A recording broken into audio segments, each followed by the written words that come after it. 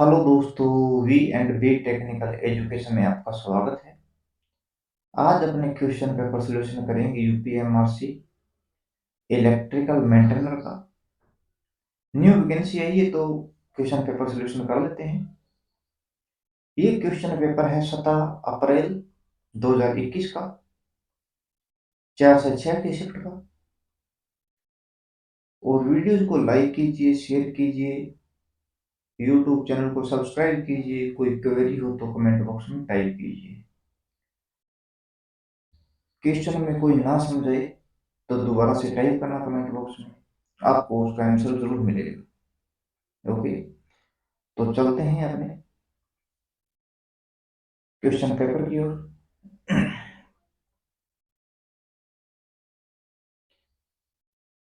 पहला क्वेश्चन है,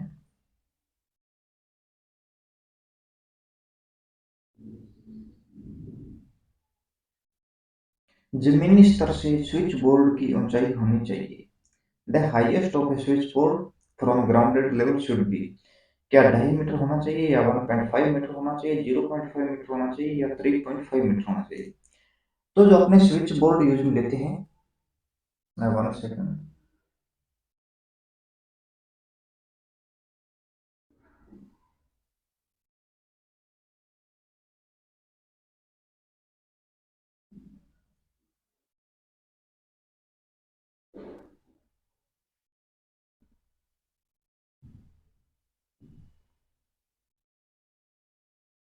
जो अपने पास स्विच बोर्ड होता है, इसको धरती से लगाते हैं 1.5 मीटर की ऊंचाई पर, 1.5 मीटर की हाइट के ऊपर। जो अपने घरों में जो एनर्जी मीटर्स लगता है, ये कम से कम होना चाहिए 1.5 मीटर की ऊंचाई पर, और अधिकतम हो सकता है 2.0 मीटर की ऊंचाई पर। ओके। लोड अपने पास 5 किलोवाट से लोड ज्यादा हो जाए तो ईएलसीबी की प्रोडक्शन करना जरूरी हो जाता है। और वायरिंग करते समय, जब आपने इलेक्ट्रिशियन, आईटी इलेक्ट्रिशियन के अंदर वो डिप्लोमा ले लिए, अब आप वायरिंग में मैकेनिक बन गई, अब वायरिंग कर रहे हो, तो आपको कुल भार का 5% से ज्यादा जो अपने पास आप वायरिंग कर रहे हो, तो जो टूल वेट है, जो टोटल वेट है आपके पास, उससे ज्यादा टूल का वेट नहीं होना चाहिए, 5% से ज्यादा। बिल्डिंग की ऊंचाई 15 मीटर से ज्यादा होगी तो इलेक्ट्रिकल इंस्पेक्टर के द्वारा वायरिंग को टेस्ट करवाना चाहिए। जो अपने पास पोल लगते हैं, उनके अंदर लाइट एंड लाइन अरेंजमेंट दोनों है तो 45 मीटर की डिस्टेंस होनी चाहिए। ओनली लाइन व्यवस्था है तो 67 मीटर की हाइट होनी चाहिए। ओके। जो अपने पास लाइटनिंग अरेस्टर लगते हैं, ये लाइनों के अंदर लगता है 4 किलोमीटर के बाद में, और लोड की वैल्यू 3 किलोवाट से ज्यादा होते ही 3 फेज सिस्टम यूज में लेना चाहिए। ओके। तो अभी अपने पास क्वेश्चन का आंसर रहेगा बी, 1.5 मीटर। क्वेश्चन नंबर देखते हैं सेकंड। निम्नलिखित में से कौन सा नियम विद्युत नियम भारतीय के अंतर्गत सामान्य सुरक्षा आवश्यकताओं से संबंधित है? तो ये रूल अपने पास, ये रूल थोड़ा याद कर लेना। 29 से लेकर 46 जो है, ये सामान्य प्रोटेक्शन के लिए, सामान्य सुरक्षा के लिए इंडियन इलेक्ट्रिसिटी रूल के नियम है। इसके अंदर जो अपने पास नियम रहते हैं बीएएस के, वो 58 नंबर जो रूल होता है, ये बताता है सप्लाई शुरू होने का स्थान। 90 नंबर जो रहता है, ये कहता है अर्थिंग के बारे में। 91 जो रहता है, ये अपने पास रूल बताता है सुरक्षा की। 91 नंबर भी सुरक्षा का है। 92 नंबर है लाइटनिंग, जो अपने आसमानी बिजली पड़ती है उसके बारे में। 93 नंबर रहेगा अपने पास non used overhead lines 74 number rule अपने पास रहता है। ये कहता है मटेरियल्स एंड स्ट्रेंथ के बारे में, मटेरियल्स एंड स्ट्रेंथ के बारे में। 75 नंबर अपने को बताता है जॉइंट्स के बारे में, जॉइंट की कितनी मैकेनिकल स्ट्रेंथ होनी चाहिए। 76 रहेगा मैक्सिमम स्ट्रेस, मैक्सिमम स्ट्रेस यानी कि खिंचाव, मैक्सिमम स्ट्रेस और सेफ्टी फैक्टर के बारे में बताता है। ओके, और अभी अपने चलते हैं क्वेश्चन नंबर 2 का आंसर रहेगा डी, 29 से 46। ये अधिनियम याद कर लेना। 58 जो होता है सप्लाई शुरू होने का स्थान, 90 अर्थिंग के बारे में, 91 सुरक्षा के बारे में, 92 लाइटनिंग जो अपने पड़ती है आसमानी बिजली से, और 93 non usable overhead alliance, 74 material and strength, 75 joint और 76 maximum stress and safety factor. Stress मतलब तनाव। क्वेश्चन नंबर अपने पास रहेगा शक्ति कारक का व्युत्क्रम कहलाता है reciprocal of power factor is called. आपको काफी बार करा दिया ये क्वेश्चन मैंने कि जो अपने पास क्वालिटी फैक्टर रहता है इसको फाइगर्स ऑफ मेरिट फैक्टर भी कहते हैं। ये रहता है रेजोनेंट फ्रीक्वेंसी अपॉन में बैंडविड्थ, इसे 1 अपॉन में cos फाई भी कहते हैं। तो ये पावर फैक्टर इनवर्स हो गया ना। इसे 1 अपॉन में r अपॉन में z के द्वारा भी ज्ञात कर सकते हैं। इसे z अपॉन में r भी लिख सकते हैं। Omega l divided by r भी लिख सकते हैं। 1 अपॉन में ओमेगा r c। ये पूरे क्वेश्चन क्यू फैक्टर के लिए अभी शक्ति कारक का व्युत्क्रम हो जाएगा अपने पास। क्वालिटी फैक्टर क्यू फैक्टर, इसे फाइगर्स ऑफ मेरिट फैक्टर भी कहते हैं। रेजोनेंट फ्रीक्वेंसी अपॉन में बैंडविड्थ, 1 अपॉन में cos फाई, 1 अपॉन में r अपॉन में z, z अपॉन में r, omega l divided by r। Omega की वैल्यू रहती है 2 पाई f।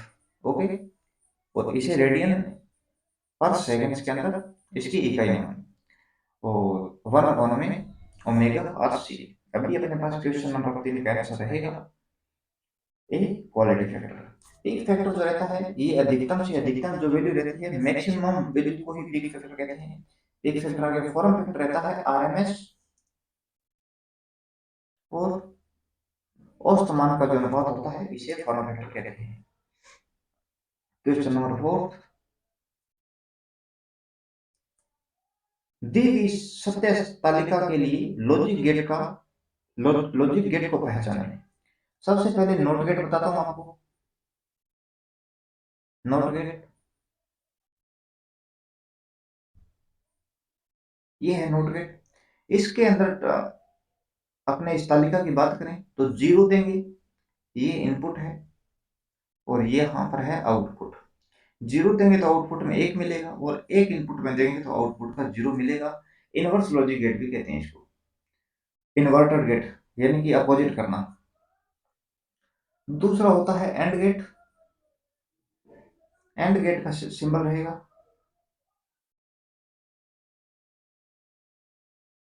यहाँ पर इनपुट ए माने और यहाँ पर बी माने, तो अपने पास, और आउटपुट को मानेंगे वाई। तो यहाँ पर 0 0 इनपुट दे सकते हैं, 0 1 देंगे, और 1 0 होगा, और 1 1 रहेगा। ओके, 0 और 0 होगा तो एंड गेट का मतलब है मल्टीप्लाई करना। 0 से 0 को मल्टीप्लाई करेंगे तो आउटपुट में 0 मिलेगा। 0 और 1 को मल्टीप्लाई करेंगे तो 0 मिलेगा। 1 और 0 को मल्टीप्लाई करेंगे 0 मिलेगा, और 1 और 1 को मल्टीप्लाई करेंगे तो आउटपुट में 1 मिलेगा। ये अपने पास सत्य तालिका है, ट्रुथ टेबल। और गेट की बात करते हैं। और गेट का सिंबल रहता है अपने पास ऐसे, ये ए इनपुट माने और यहाँ पर बी, और यहाँ पर आउटपुट को कह देते हैं वाई। ओके, तो इसके अंदर इनपुट 0 देंगे, 0 देंगे, 0 और 1 1 और 0 और 1 1। इसके अंदर क्या होता है 0। सबसे पहले अपने काउंट करते हैं 1 2 4 8 16 32 64 128 256 512 1024 2048 4096। इस प्रकार रहता है। ये बाइनरी को डेसिमल में लिखते हैं तब। तो इसके अंदर 0 से 0 को योग करेंगे तो अपने को मिलेगा 0। 0 और 1 को सम करेंगे यानी कि जोड़ करेंगे तो मिलेगा एक एक एक और जीरो को योग करेंगे तो इसको मिलेगा एक, और एक को जोड़ेंगे तो आउटपुट में मिलेगा एक। ओके, ये स्क्रीनशॉट ले लेना, अभी इसको हटा रहा हूँ। देखते हैं नोट नोर गेट के बारे में। जो पहले आपको करा दिए नोट एंड और, वो गेट है बेसिक गेट। नोर और नैंड गेट जो है ये यूनिवर्सल गेट कहते हैं। यूनिवर्सल गेट इसलिए क्योंकि इसकी सहायता से किसी भी गेट को बनाया जा सकता है। नोट गेट हो, एंड गेट हो, और गेट हो, एग्जीक्यूटिव और गेट हो, एग्जीक्यूटिव नोर गेट हो। अभी पास अपने पास नोर गेट है।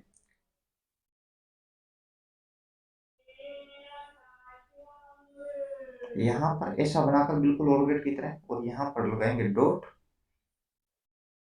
यहाँ पर इनपुट ए और यहाँ पर इनपुट बी, और आउटपुट को मानेंगे भाई ट्रू टेबल। लिखें तो ट्रू टेबल के अंदर जीरो जीरो लिखेंगे, जीरो और एक लिखेंगे, एक और जीरो लिखेंगे, एक और एक लिखेंगे। ये अपने जो संख्या होती है डेसिमल, उसके हिसाब से लिख रहे हैं। जीरो का मतलब जीरो, यहाँ पर एक दो चार आठ उस प्रकार से लिखेंगे तो इसका मतलब एक का मतलब एक आ गया। जीरो और एक इसका मतलब दो है, एक और दो मतलब तीन। सीक्वेंस से लिख रहे हैं हमने। जीरो जीरो को योग करेंगे सबसे पहले तो इसका मिलेगा योग अपने को जीरो। जीरो और एक का योग करेंगे अपने को मिलेगा एक। एक और जीरो को योग करेंगे आउटपुट में मिलेगा एक। एक और एक को जोड़ेंगे अपने को मिलेगा एक। ओके, अब एन का मतलब है इसको अपोजिट करना। नॉर गेट है, अपोजिट लिखा जाएगा। जीरो का अपोजिट होगा एक, जीरो एक का अपोजिट रहेगा जीरो, एक का अपोजिट होगा जीरो, और एक का अपोजिट होगा जीरो। ये ट्रू टेबल है नोर गेट की। अभी लिखते हैं अपने नोट गेट की, नोट गेट की नहीं यार, नैंड गेट की। नोट तो करवा दिया आपको। नैंड गेट की, नैंड गेट के लिए अपने पास सिंबल रहेगा, और यहाँ पर लगाएंगे डॉट। ये इनपुट ए है, ये इनपुट बी है, और आउटपुट है अपने पास वाई। सबसे पहले जीरो जीरो रहेगा, जीरो 1 सेकेंड, जीरो नीचे लिखते हैं थोड़ा, जीरो जीरो जीरो और एक, एक और जीरो, एक एक। अब सबसे पहले इसका एंड का देखते हैं, एंड का आउटपुट क्या होगा। जीरो को जीरो से गुणा करेंगे आउटपुट में मिलेगा जीरो। जीरो और एक को गुणा करेंगे आउटपुट में मिलेगा जीरो। एक और जीरो को मल्टीप्लाई करेंगे आउटपुट में मिलेगा जीरो। एक और एक को मल्टीप्लाई करेंगे मिलेगा आउटपुट में एक। Okay, clear. अब देखते हैं अगर ये नेंड गेट है तो अपोजिट करना है इसका। जीरो का अपोजिट होगा एक, जीरो का अपोजिट एक, जीरो का अपोजिट एक, और एक का अपोजिट जीरो। ये अपने ट्रू टेबल है दो यूनिवर्सल गेटों की, नोर और नैंड की। अभी आपको शायद इसका आंसर मिल गया होगा। ये अपने पास है जीरो का अपोजिट एक, जीरो का अपोजिट एक, जीरो का अपोजिट एक, और एक का अपोजिट जीरो। तो ट्रू टेबल है ये नैंड गेट की। ऑप्शन नंबर रहेगा ए, याद करना इसको। इसके अंदर क्या होता है, जब दोनों इनपुट हाई रहेंगे तो आउटपुट जीरो मिलेगा। क्वेश्चन नंबर 5, वाट मीटर को इस प्रकार वर्गीकृत किया जा सकता है। इंटीग्रेटिंग जो मीटर रहते हैं, इंटीग्रेटिंग मीटर के अंदर अपने पास आते हैं के डब्ल्यू एच मीटर और एम्पियर हावर मीटर। ओके, ये मीटर्स जो अपनी रीडिंग शो करते हैं प्रेजेंट टाइम की रीडिंग, और जब से मीटर को लगाया गया है उस टाइम से लेकर प्रेजेंट टाइम तक की रीडिंग शो करते हैं। ये मीटर होते हैं इंटीग्रेटिंग मीटर।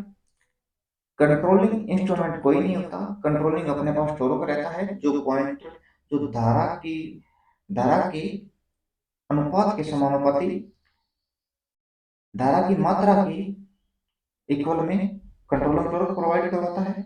डिफ्लेक्शन टोरक अपोज करता है।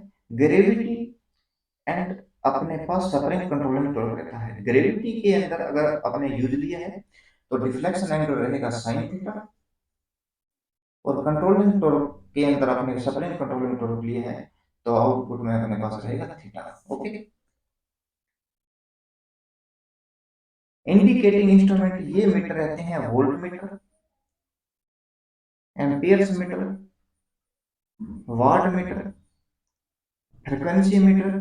फ्रिक्वेंसी मीटर भी तो ये अपनी जो रीडिंग होती है जो प्रेजेंट टाइम के अंदर चल रही है उसके मान को शो करते हैं, और ये अपने को शो करते हैं आरएमएस वैल्यू।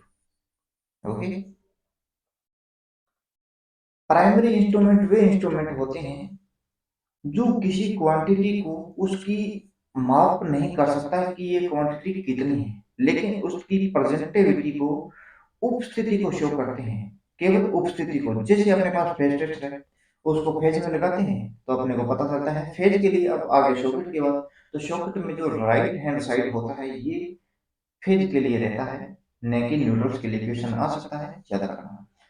तो फेज टेस्ट को जैसे ही अपने उस शॉकेट के अंदर लगाया, शॉकेट में लगाने से ये अपने को बताएगा भी इलेक्ट्रिसिटी मौजूद है या नहीं है, लेकिन उसका बताएगा नहीं कि ये 100 वोल्टेज है या 200 है या 250 वोल्टेज है। ओके। कार्यकारी वोल्टेज 230 के आसपास रहती है, और वर्किंग जो मैक्सिमम वोल्टेज रहती है 500 वोल्टेज तक। ओके। तो और आपको उदाहरण दूं तो कंपास टेस्ट रहता है अपने पास, ये भी प्राइमरी इंस्ट्रूमेंट की कैटेगरी में रहता है। अभी अपने पास आंसर हो जाएगा सी। वाट मीटर, मतलब वाट मीटर को लगाया है, एक करंट कॉइल है, एक प्रेशर कॉइल रहेगी, लेकिन इसका मतलब क्या है कि ये प्रेजेंट टाइम के अंदर जो पावर यूज हो रही है उसको बताएगा। ओके। क्वेश्चन नंबर 6, परीक्षण में पीक फैक्टर का ज्ञान महत्वपूर्ण है। Knowledge off peak factor is important of testing. Peak factor की जानकारी क्या फ्रीक्वेंसी के लिए होनी चाहिए? फ्रीक्वेंसी तो फ्रीक्वेंसी है ना, इस फ्रीक्वेंसी के अंदर पीक होता ना मिनिमम होता। फ्रीक्वेंसी के भाग के अंदर टॉलरेंस जो रहती है, टॉलरेंस का मतलब है कि इसके मान में उतार चढ़ाव कितना हो सकता है, ये टॉलरेंस के मान को शो करता है। तो ये ±3% रहती है। डाइइलेक्ट्रिक इंसुलेशन के लिए जरूर अपने पीक फैक्टर को ज्ञान रखते हैं। करंट के लिए पीक फैक्टर होता है, लेकिन उसके लिए नहीं देते कैलकुलेशन। और वोल्टेज, अभी अपने पास आंसर रहेगा बी। डाइइलेक्ट्रिक इंसुलेशन या इंसुलेशन के लिए पीक फैक्टर का ज्ञान होना इंपॉर्टेंट रहता है, महत्वपूर्ण होता है। ऑप्शन नंबर अपने पास रहेगा 6 का बी। क्वेश्चन नंबर करते हैं 7, इन ए डीसी मशीन की गति। तो डीसी मशीन की जो गति रहती है, back EMF is equal to 5 ZNP 60 गुणा ए। ए नंबर 5 यहाँ अपने पास फ्लक्स है, 5 फ्लक्स है। जेड नंबर्स ऑफ कंडक्टर है जो स्लॉट में लगी गई चालक की एक्टिव लेंथ रहती है। एन यहाँ पर स्पीड है, पी यहाँ पर अपने पास पोल है, और ए यहाँ पर नंबर्स ऑफ पैरेलल पाथ है। नंबर्स ऑफ पैरेलल पाथ, समांतर पथों की संख्या। ओके। तो अपने इसको फॉर्मूला लिखेंगे गति के लिए। गति इज इक्वल टू, इधर देखेंगे तो बेक ईएमएफ गुणा 60 गुणा ए अपॉन में 5 जेड इधर लेगी, एन जेड एन इधर गया, और जेड और पी। अब बताओ गति जो है बेक ईएमएफ के समानुपाती है। ओके। फ्लक्स के व्युत्क्रमानुपाती है, नंबर्स ऑफ कंडक्टर के व्युत्क्रमानुपाती है, नंबर्स ऑफ कंडक्टर के व्युत्क्रमानुपाती है, और पोल्स के भी व्युत्क्रमानुपाती है। तो अभी अपने क्वेश्चन का आंसर हो जाएगा बेक ईएमएफ के सीधे अनुपातिक और फ्लक्स के व्युत्क्रमानुपाती, ऑप्शन नंबर सी। कोई डाउट हो आप बताना कमेंट बॉक्स में, आपको जरूर उसका आंसर मिलेगा। शायद आपको जिस हिसाब से करवा रहा हूँ आपको क्वेरी नहीं रहेगी। क्वेश्चन नंबर 8, पोलराइजेशन सूचकांक खालिस्तान द्वारा दिया जाता है, तो इसको दिया जाता है 10 मिनट की रीडिंग,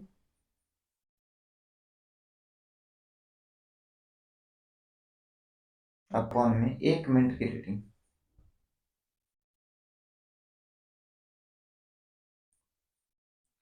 ऑप्शन नंबर रहेगा ए। क्वेश्चन नंबर 9, एक साइनोसॉइडल एसी के लिए शिखर मान शिखर कारक का मान है। साइनोसॉइडल वेवफॉर्म की बात करते हैं तो इसके लिए पीक फैक्टर की वैल्यू रहती है 1.414। सेक्वायर वेव की बात करें, टोटली बताता हूं मैं आपको।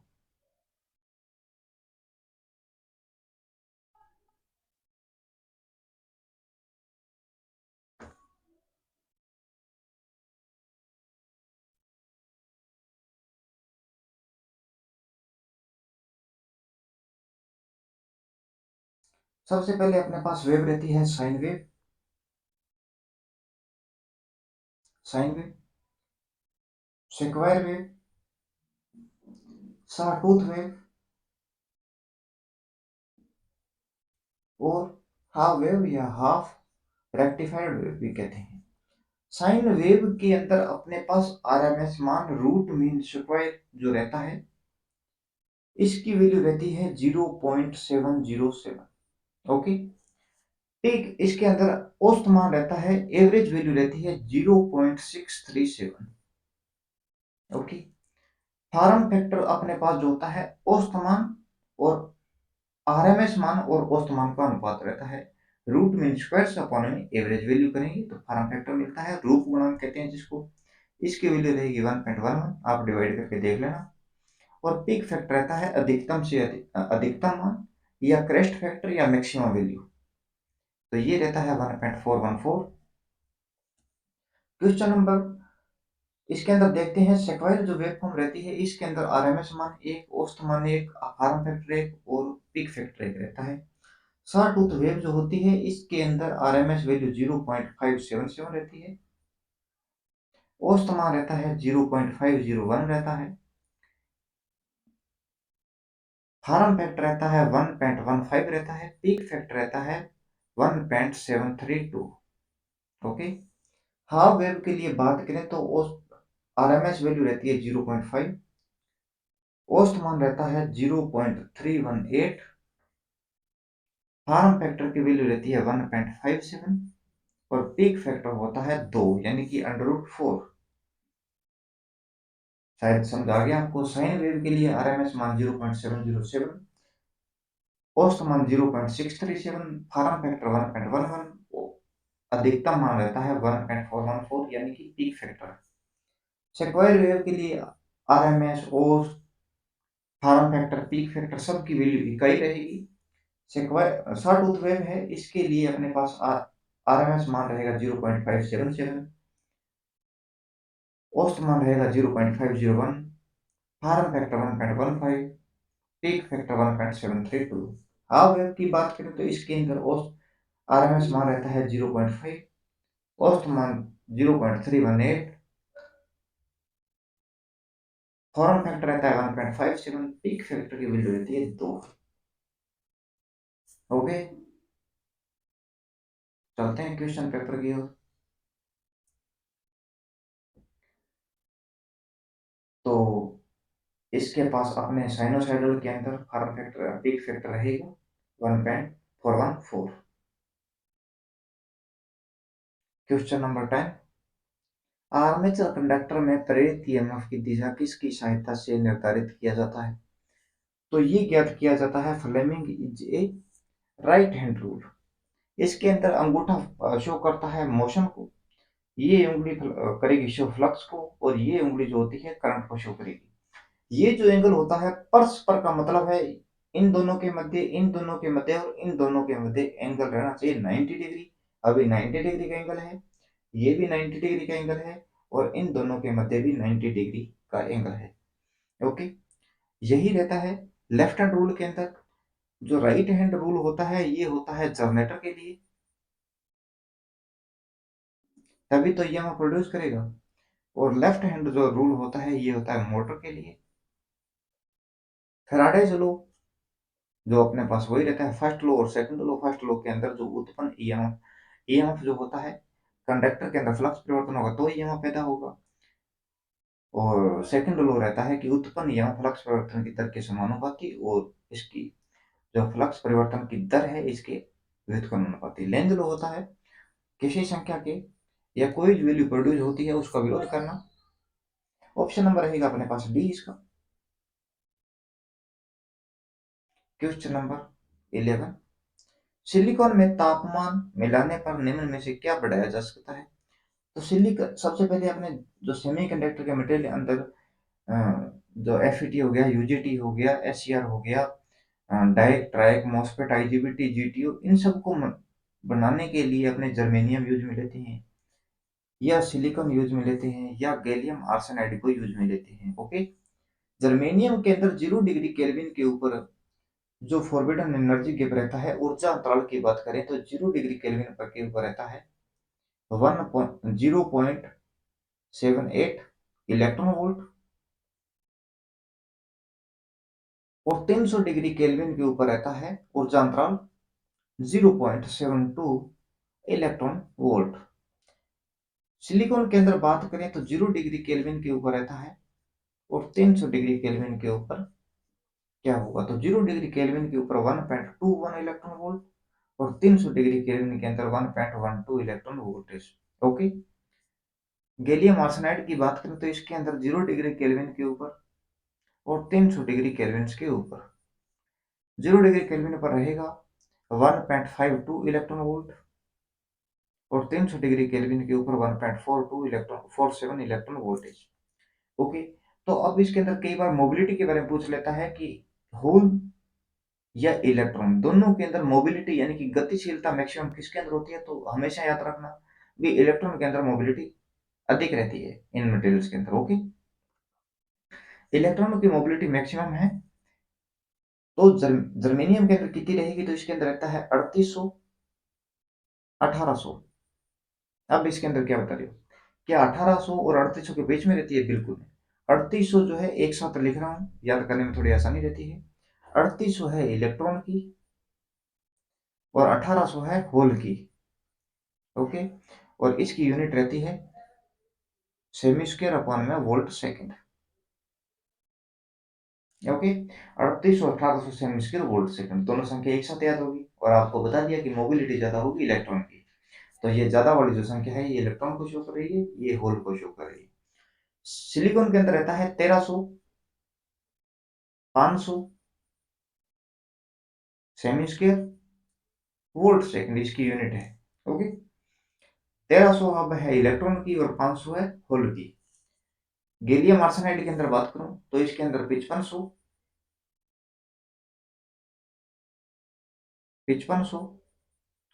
1400 सेमी स्क्वायर अपॉन में वोल्ट सेकंड, ये अपने पास इलेक्ट्रॉन एंड होल मोबिलिटी होती है।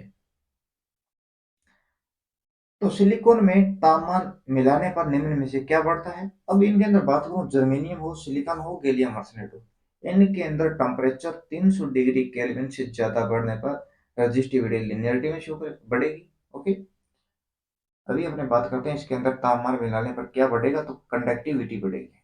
ओके, सेमीकंडक्टर मटेरियल है, नेगेटिव टेम्परेचर रेजिस्टेंस का नेगेटिव टेम्परेचर रेजिस्टेंस की विशेषता रखते हैं। इसका मतलब है कि जैसे ही टेम्परेचर बढ़ेगा तो रेजिस्टेंस के मान में कमी आएगी और कंडक्टिविटी बढ़ेगी, अपनी कंडक्टिविटी बढ़ेगी। ओके, तो क्वेश्चन नंबर 11 का ऑप्शन नंबर हो गया अपने पास D. Find the value of x whose base 10। 10 और 1102, अपने पास ये 1100 दिया हुआ है। इसका दो का मतलब लिखने का मतलब है कि बेस वैल्यू दो है, यानी कि बाइनरी है। अगर यहीं पर इसको लिखा होता 10 तो इसका मतलब अपने समझते कि ये संख्या डेसिमल है, डेसिमल दशमलव प्रणाली केवल। अगर यहीं पर 8 लिखा होता तो इसका मतलब होता ऑक्टल। यहीं पर 2 लिखा होता तो इसका मतलब होता बाइनरी। 10 लिखा होता तो मतलब डेसिमल। यहीं पर 16 लिखा होता तो हेक्सा। Okay, hexadecimal. अब अपने यूज करते हैं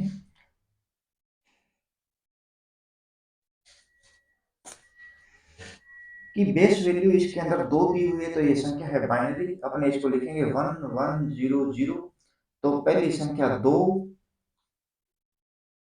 1 सेकंड 1 सेकंड 1 सेकंड, पहली संख्या 1, सेकंड 2, थर्ड 4 और ये 1। 1 2 4 8 16 32 64 128 256 512 1024 2048 4096। तो ये स्क्वायर में चलती, डबल में चलती रहती है। जैसे एक का डबल 2 हो गया, दो, दो का डबल 4, 4 का डबल 8, 8 का डबल 16, 16 का 32, इसी प्रकार से। अभी अपने पास जीरो है, उनको वैल्यू को अपने कैलकुलेट नहीं करेंगे, योग उनका नहीं करेंगे। 8 और 4 हो जाएगा अपने पास 12, इनका योग करना है, तो ऑप्शन नंबर रहेगा ए। ये पूरा अपने देखेंगे इसके अंदर डिजिटल जो है, इसको क्वेश्चन लेक्चर लगाएंगे अपने कई। डेसिमल को ऑक्टल में बदलेंगे, ऑक्टल को डेसिमल के अंदर हेक्साडेसिमल, इन सब को करेंगे। क्या होता है जब एक इलेक्ट्रॉन निचली कक्षा से हायर कक्षा में छलांग लगाता है? निचली कक्षा किसको कहते हैं?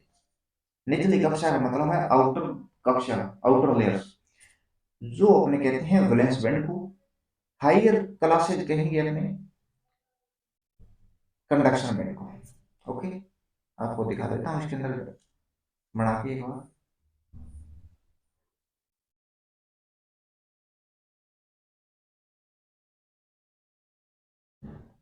ये अपने पास कंडक्शन बैंड है, जो कि हायर क्लास रहती है।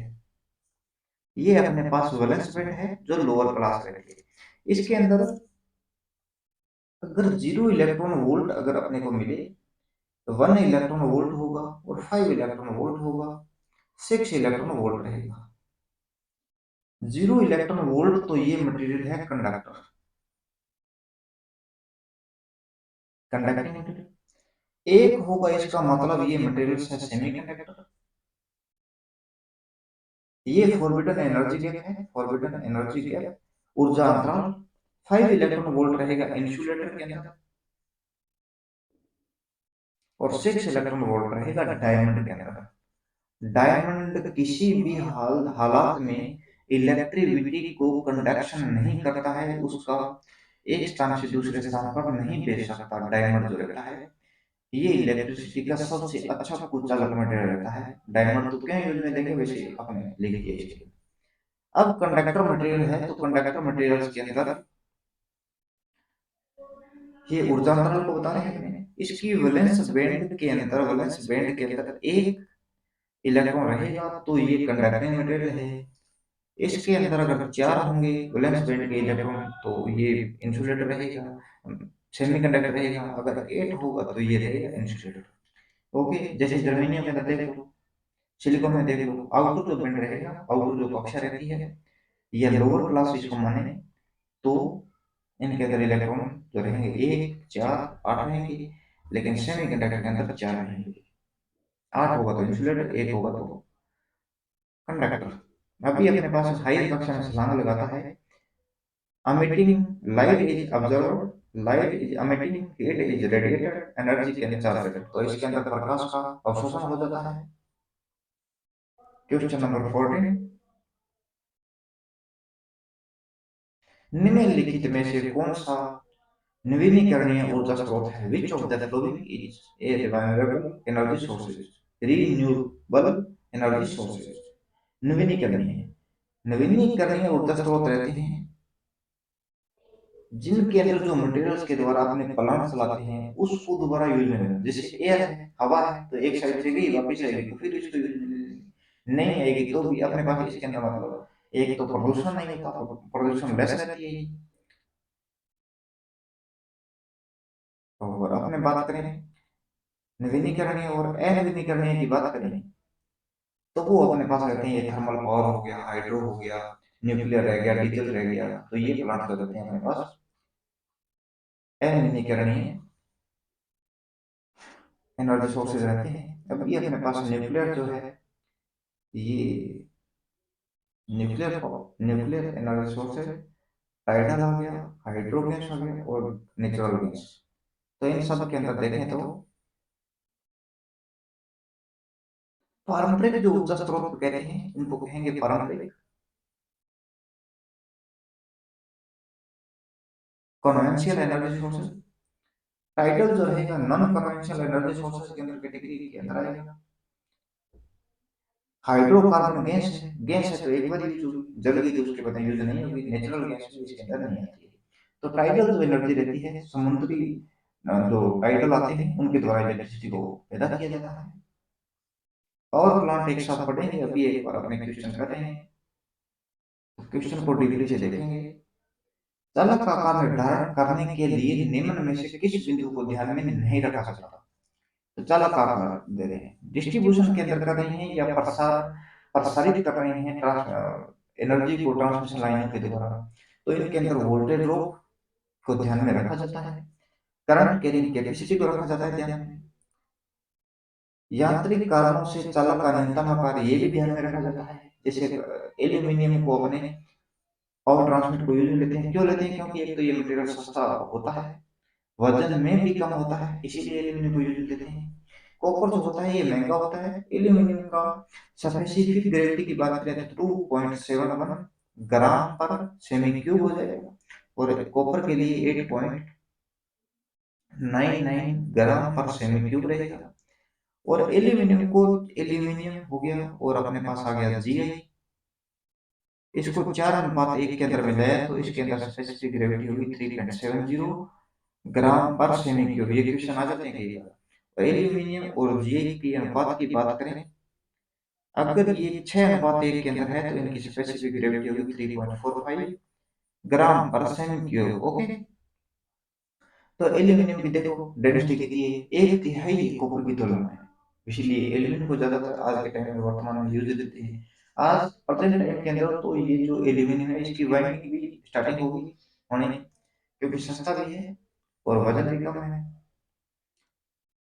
तो चालक का आकार निर्धारण करने के किन बिंदुओं को ध्यान में नहीं रखा जाता, तो वोल्टेज ड्रॉप को लेते हैं, करंट कैरिंग कैपेसिटर को लेते हैं, यांत्रिक कारणों के चालक का न्यूनतम आकार लेते हैं। ये एल्यूमिनियम और जे बताने का मतलब है कि ऐसा कंडक्टर लेते हैं, उनके अंदर स्पेसिफिक ग्रेविटी को हम ध्यान में रखते हैं। तो इंसुलेटर ये मटेरियल नहीं है, ये चालक मटेरियल की बात करें तो इंसुलेटर की गुणवत्ता को ध्यान में नहीं रखा जाता है। क्वेश्चन नंबर 15 का आंसर रहेगा अपने पास सी। 16 नंबर क्वेश्चन, 16 नंबर, आरएमएस मान और औसत मान के अनुपात को परिभाषित किया जा सकता है। इसका आप आंसर दे दोगे सर, अभी आपको बताया sine square sawtooth half wave rectifier third wave जो आपको बताई, इनके अंदर मैंने बताया था कि आरएमएस और औसत मान का अनुपात अपना फार्म फैक्टर कहलाता है। ओके, और फार्म फैक्टर के द्वारा ही किसी वेव का अपने आकार का निर्धारण करते हैं। जैसे माने कि कौन सी वेव है, साइन वेव है, स्क्वायर है, या हाफ वेव है, या सॉटूथ वेव फॉर्म है, या साइनसॉइडल वेव। ओके, एम्पलीट्यूड कारक ये अधिकतम से अधिकतम वैल्यू रहती है, अधिकतम से अधिकतम दिया गया किसी वेव का। पावर फैक्टर रहता है वोल्टेज और धारा के मध्य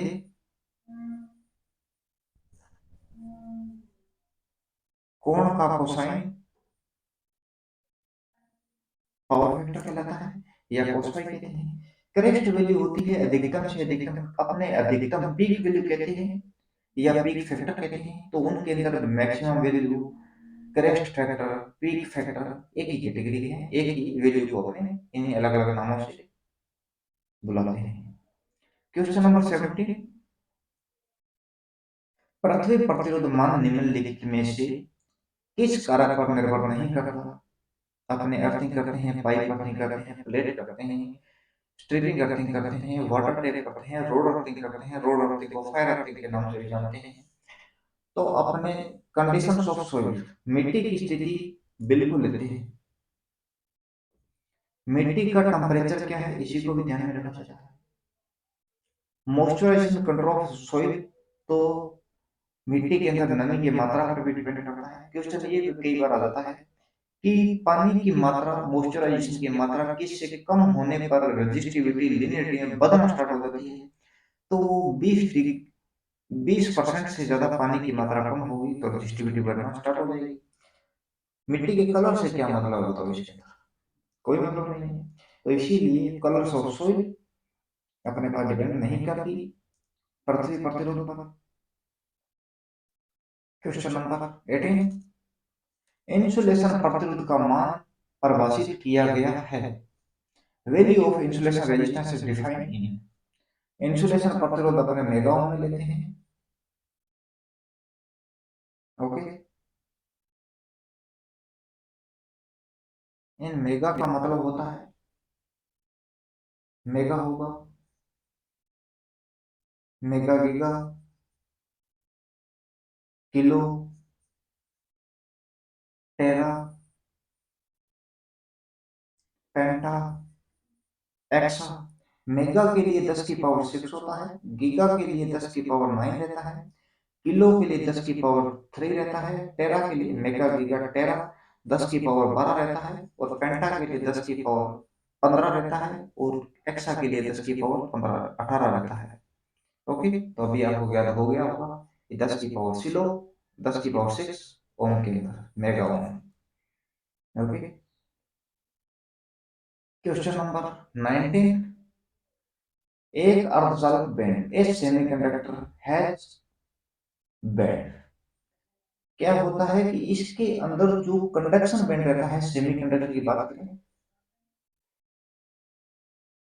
कंडक्शन बैंड लगभग खाली रहता है, और वैलेंस बैंड लगभग भारित रहता है, यानी कि भरा हुआ रहता है। ओके, तो क्वेश्चन आपको पूरा बता दिया इसके अंदर कि सेमीकंडक्टर के अंदर जो कंडक्शन बैंड रहता है ये लगभग खाली होता है, और वैलेंस बैंड लगभग भारित होता है। वैलेंस बैंड मतलब लोअर ऑर्बिट,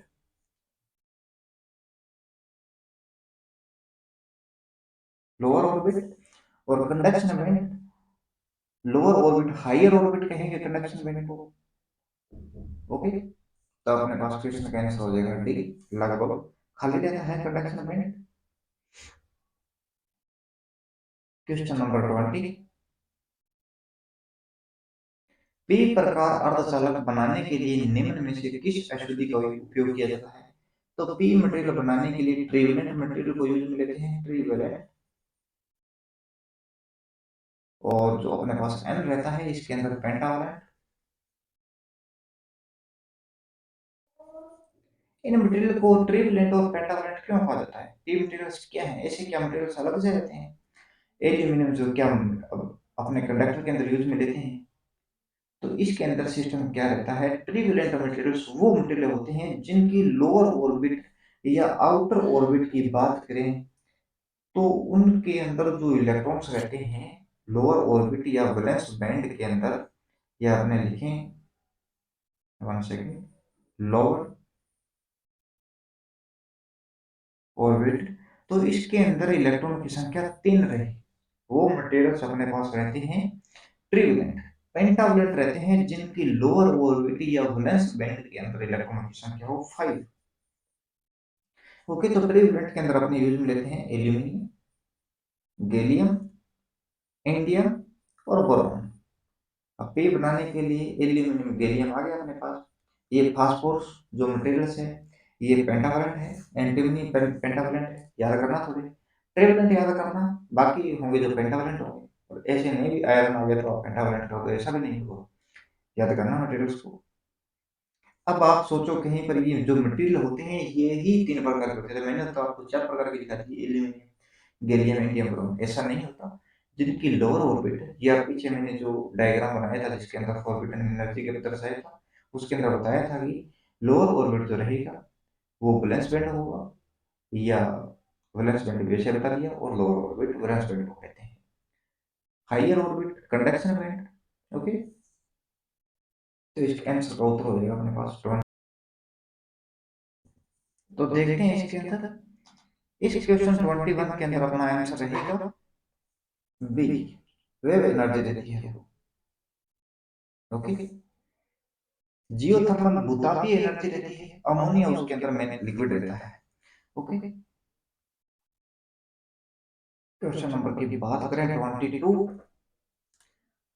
क्लास ए प्रकार के एम्पलीफायर में चालन कोण का मान क्या होता है? पूरा डेटा लेते हैं, जो एम्पलीफायर का जो क्लासिफिकेशन होता है पूरा करेंगे। क्लास क्या था?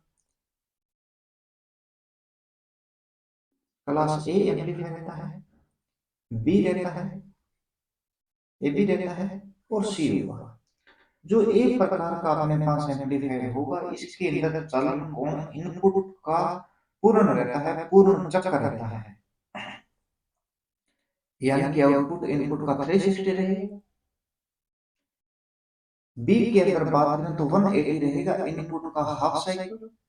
ए बी के अंदर बात करें तो 180 डिग्री से लेकर 360 डिग्री के मध्य चालन रहता है, यानी कि इनपुट का हाफ से लेकर फुल तक के मध्य रहता है, हाफ से ज्यादा रहता है। और सी के अंदर 180 डिग्री से कम रहता है, यानी कि इनपुट का आधा साइकिल से कम के लिए चालन रहता है। ओके, क्लास ए जो होगा इसकी एफिशिएंसी 35% से लेकर 60% 50% तक मानते हैं। बी जो होगा इसके अंदर अपने पास रहेगा 78% तक आउटपुट रहे एफिशिएंसी रहती है। ए बी के अंदर 50 से लेकर 78.8% तक रहती है, और सी का रहेगा 90% तक एफिशिएंसी। ओके, ए के अंदर फाइगर्स ऑफ मेरिट फैक्टर रहेगा 2, बी के अंदर रहेगा 0.4, और ए बी के अंदर रहेगा 0.4 से लेकर 2 तक फाइगर ऑफ मेरिट फैक्टर, और क्लास सी के अंदर रहेगा फाइगर ऑफ मेरिट फैक्टर की वैल्यू 0.25। ये पूरा डाटा याद रखना, एम्पलीफायर की क्लासिफिकेशन जो अपने इस क्लास के आधार पर करते हैं, तो अपने पूरा कंप्लीट किया इसके अंदर। तो क्लास ए का चालन कोण जो रहता है, कंडक्शन एंगल जो रहता है, वो पूरा साइकिल रहता है इनपुट का। क्वेश्चन नंबर 23, अर्धचालक में चालन बैंड और स्यूंदन बैंड के बीच ऊर्जा अंतराल क्या है? What is the energy level between the conductor band and valence band is semiconductor। Semiconductor के अंदर आपको जस्ट वही बताया है। दोबारा और देखते हैं, क्वेश्चन दोबारा आया है तो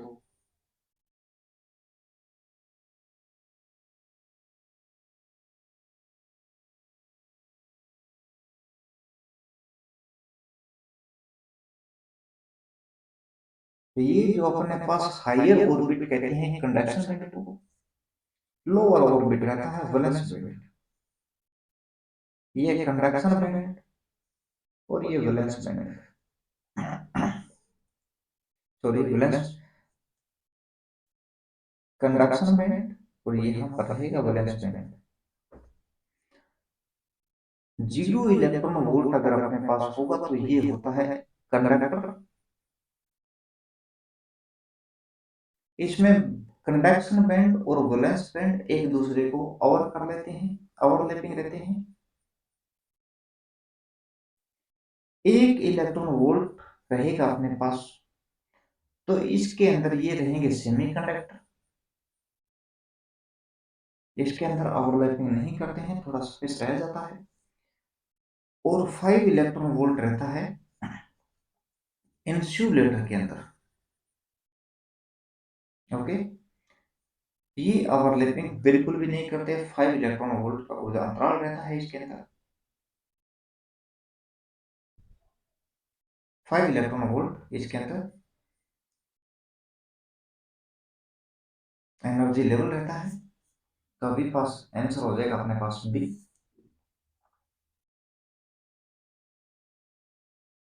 क्वेश्चन नंबर 24, निम्नलिखित में से कौन डीसी ट्रांसमिशन लाइन की तुलना में एसी ट्रांसमिशन लाइन के लाभ को परिभाषित करता है? Which of the following define the advantage of AC transmission line as compared with DC transmission line. तो डीसी ट्रांसमिशन की लाइन की तुलना में एसी ट्रांसमिशन लाइन के लाभ बताने हैं। तो डीसी ट्रांसमिशन लाइन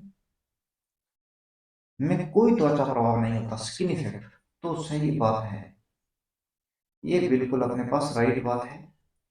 डीसी प्रणाली एसी प्रणाली की तुलना में अधिक कुशल होती है, अधिक इफिशिएंट रहती है, बिल्कुल सही बात है। 3 प्रकार के आपको लिंक करवाई थी, लिंक चलो दोबारा लिख देता हूं यहाँ पर। होम पोलर रहता है,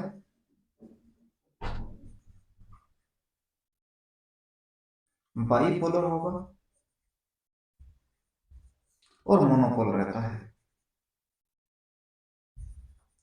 होम पोलर के अंदर दो कंडक्टर होते हैं, एक पॉजिटिव होता है, एक नेगेटिव होता है। By one second. Home polar के अंदर दो कंडक्टर होते हैं, दोनों ही नेगेटिव रहते हैं। बाई पोलर के अंदर दो कंडक्टर होते हैं, एक पॉजिटिव होता है, दूसरा नेगेटिव होता है। मोनोपोलर के अंदर एक कंडक्टर रहता है और वो भी नेगेटिव पोलरिटी का। ओके, तो कोरोना प्रभाव अपने को कई बार पूछ ले तो वो होगा मोनोपोलर के अंदर मिनिमम। ओके, मैक्सिमम इन दोनों लाइनों के अंदर की तुलना में अपने कहेंगे बाइपोलर में ज्यादा रहेगा।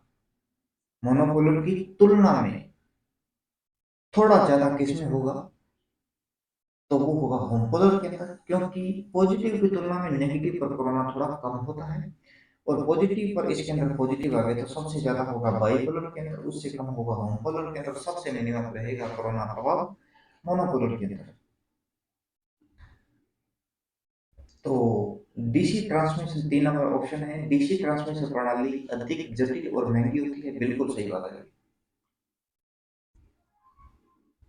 एसी ट्रांसमिशन लाइन का फायदा ही तो देखना है ना आपने।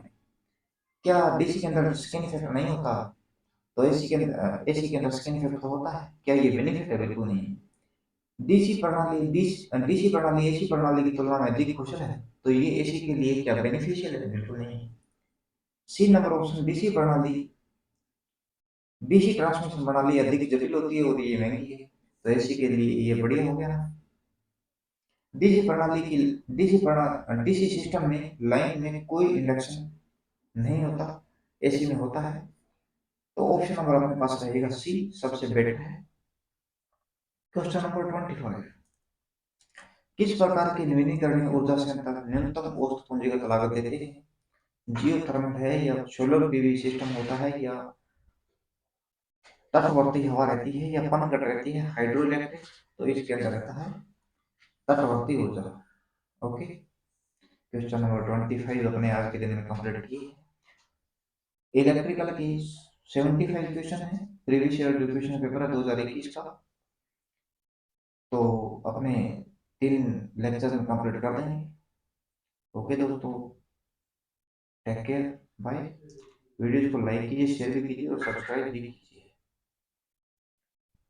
ओके, मिलते हैं नेक्स्ट लेक्चर में।